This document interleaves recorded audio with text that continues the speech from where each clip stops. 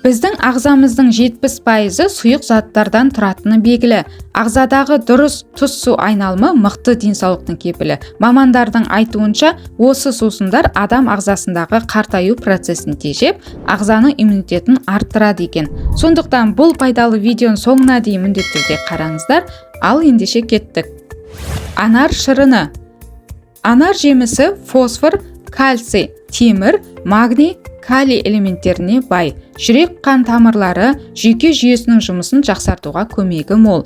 Буындарымызға да пайдасы бар екен. Сондай-ақ шаш, тырнақ, теріге де әсері мол. Алма шырыны. Бауыр, бүйрек, зәр шығару жолдарындағы сырқаттар және атеросклерозда көмегі зор. Сондай-ақ асқазан жұмысын жақсартады. Зат айналымы қалдықтарының сыртқа шығуына көмектеседі. Апельсин шырыны. Бір кездері бұл жемісті өлмейтін алма деп атаған екен. Бұл да бүйрек, зәр шығару жолдарына пайдалы. Көк шай. Бұл шайдың пайдасы әлде қайда дәлелденген.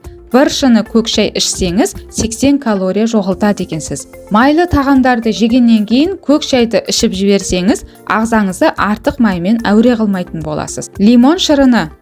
Бұл шырын сары ауру, жүректегі ауытқулар, өкпе ауруы, ревматизмге ем. Сондай-ақ жаралардың да тез бітуіне көмегі бар. Лимон шырынын суға езіп, аз ғана қант пен бал қосып ішіңіз. Сәбіз шырыны.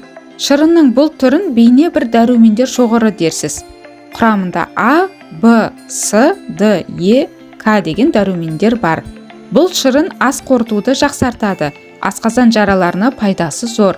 Сондай-ақ иммунитетті арттырып, тәбетті ашады. Тістердің қатаюына көмектесіп, көздің көруін жақсартады. Бірақ мұны тым көп қолдануға да болмайды. Өйткені оның құрамында А дәрумені көп болғандықтан гипервитаминозға шалдықтыруы мүмкін. Каркаде. Каркаде шайы гибискус гүлдерінен дайындалатын қызыл түсті сусын.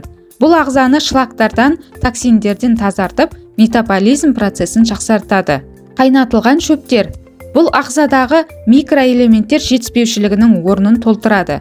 Олардың бірнеше түрлері бар.